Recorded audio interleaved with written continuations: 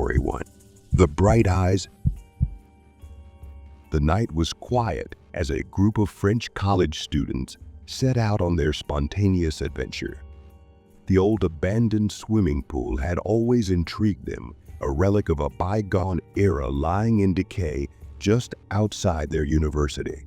The building was tucked away in a forgotten corner of the city, surrounded by overgrown weeds and crumbling concrete. They had passed it countless times on their way to a nearby restaurant, always wondering what it was like inside. So that night, encouraged by the thrill of the unknown and the safety in numbers, they decided to explore. Armed with flashlights and a sense of courage, they headed towards the pool. The door, rusted and barely hanging on its hinges, creaked as they pushed it open. Inside, the air was damp and musty, filled with the smell of stagnant water and decay. The pool itself was empty, save for a few inches of dirty rainwater that had accumulated over the years. Graffiti covered the walls, remnants of previous explorers who had dared to venture inside. As they walked around, their footsteps echoed eerily in the cavernous space. The flashlights cast long, dancing shadows that made the place seem even more sinister. Despite their nervous laughter, there was an unspoken tension in the group. As they stood close together, the light from their flashlights forming a small circle in the pitch black. One of the students, Marie, suggested they check out the locker room. The idea was met with hesitant agreement. The locker room was at the end of a narrow hallway, the kind that made you feel like something was watching you from the shadows. As they approached, the temperature seemed to drop, and a strange, almost electric feeling filled the air. They turned the corner and entered the locker room. The area was in disrepair, with broken tiles strewed across the floor and broken mirrors reflecting distorted images of themselves. Just as they were about to turn around, one of the flashlights flickered and focused on a figure standing at the back of the room. The figure was unnaturally tall and thin, its limbs long and thin. It stood still, facing away. The students froze, their breaths catching in their throats. But what frightened them most was when the figure slowly turned to face them. Its eyes, glowing, piercing the darkness, seemed to reflect the light from their flashlights, but something was wrong. The light in its eyes wasn't just a reflection. It seemed to be coming from within. Panic set in as the group realized this was no ordinary person. The figure's eyes continued to glow even after the flashlight beam had moved away. The light was unnatural, like the eyes of a nocturnal animal, but this wasn't an animal. It was something else, something not of the world of the living. One of the students screamed, and it broke the spell. They turned and ran, their feet slipping on wet tiles as they fled. In their panic, they set off an old security alarm, the sound echoing throughout the abandoned building, adding to their terror. They didn't stop running until they were out of the building and far down the street, panting. When they felt safe, they huddled together, trying to make sense of what they had seen. Theories arose. Was it a ghost, a trick of the light, or something even more sinister? No one could explain the glowing eyes, and the encounter left them shaken to their. That night, none of them could sleep, haunted by the image of those glowing eyes and the terrifying presence in the locker room. They never returned to the abandoned pool, and as the weeks passed, the memory of that night became something they rarely spoke of. But each of them, in the quiet moments before sleep, could not help but replay the scene in their minds, wondering if they had encountered something that defied explanation. Some believed it was a cruel prankster, others believed it was something more supernatural. But no matter how they tried to reason, the memory of those glowing eyes remained, a reminder of the unknown horrors that could lurk in the most unexpected places.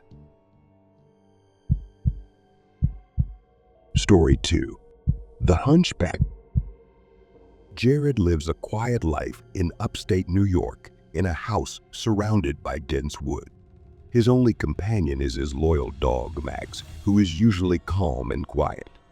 But lately, Max has been acting strangely. In the middle of the night, he will start barking furiously at something outside, his fur standing on end and his eyes staring into the darkness outside the window. Jared has checked several times, but never found anything unusual. No animals. But Max's behavior continues, and it begins to confuse Jared. Deciding to get to the bottom of the problem, Jared installs a security camera on his porch, pointed at the area where Max seems most agitated. For many nights, all is quiet. Then, one night, Jared is awakened by Max's frantic barking. He checks the camera feed on his phone and is dumbfounded. There on the screen was a figure, a strange, hunched figure with glowing eyes moving slowly across the yard. The figure was unlike anything Jared had ever seen. It was humanoid, but its posture was twisted, as if it were struggling to walk upright. Its eyes, unnaturally bright, stared at the house as it approached. Jared watched in horror as the figure seemed to stop, its head turning as if listening for something. Then, without warning, it disappeared into the darkness, out of sight of the camera. Heart pounding, Jared rushed outside, flashlight in hand. Max was still barking, eyes glued to the spot where the figure had been. But when Jared reached the yard, there was nothing there. The night was quiet.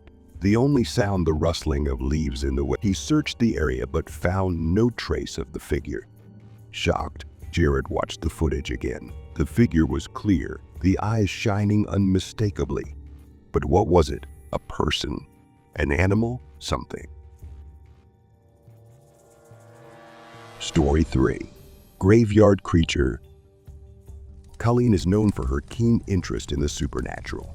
So when she receives a strange video from her niece, a girl named Sarah, she is intrigued. Sarah and her friend, both high school students, were taking a detour during a break from their part-time jobs. On a whim, they decided to drive through an old cemetery, a place rumored to be haunted. The afternoon was quiet, with the sun casting long shadows on the tombstones. The girls joked about the eerie atmosphere as they slowly drove along the narrow, winding road between the graves. But their laughter quickly died down when Sarah spotted something strange in the distance. At first, it looked like an animal digging in the ground. But as they got closer, they realized it was something else entirely. A dark figure, hunched and moving with frantic intensity, was clawing at the ground with its bare hand. Its movements were animal-like, but there was something unsettlingly human about the way it tore at the ground. The figure seemed oblivious to the car, even as the girls stopped a few feet away, watching in horror. After a while, Sarah picked up her phone and began recording. The figure continued digging, oblivious to the world around them. Finally, after what seemed like an eternity, the figure suddenly stopped, straightened up, and looked around. The girls, paralyzed with fear, held their breath. Then, as suddenly as it had appeared, the figure disappeared into the darkness among the gravestones. Shocked, Sarah sent the video to Colleen, who immediately decided to investigate. She drove to the cemetery the next day and found the spot the girls had described. There, in the soft soil, was a freshly dug hole. The cemetery was silent, with no sign of the mysterious digger. Colleen's heart pounded as she looked around, half expecting the figure to reappear. But the cemetery was empty, and the only sound was the wind rustling through the trees. What had the girls witnessed? Was it a disturbed individual with morbid obsessions, or had they stumbled upon something much darker? Colleen couldn't shake the feeling that whatever had been digging in that cemetery wasn't entirely human. The video haunted her, a dark mystery that offered no easy answers. And as she left the cemetery, she couldn't help but glance over her shoulder, half expecting to see the shadowy figure watching her from the trees. Story 4. Noises in the Backyard.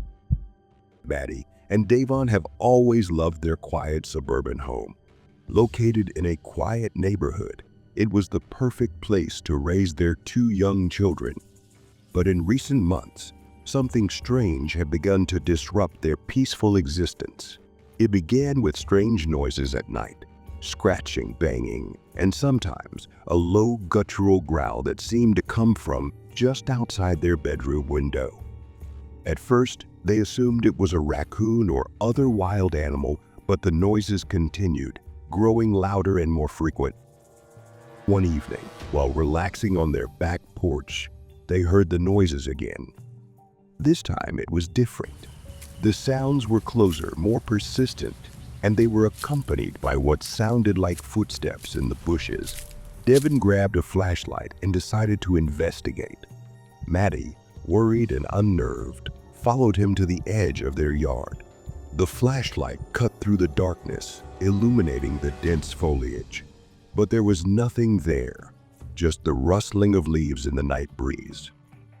"It's probably just the wind," Maddie said, though her voice betrayed her doubt. Devin shook his head. "It doesn't sound like wind. Let's go inside." They retreated to the safety of the house, locking the door behind them.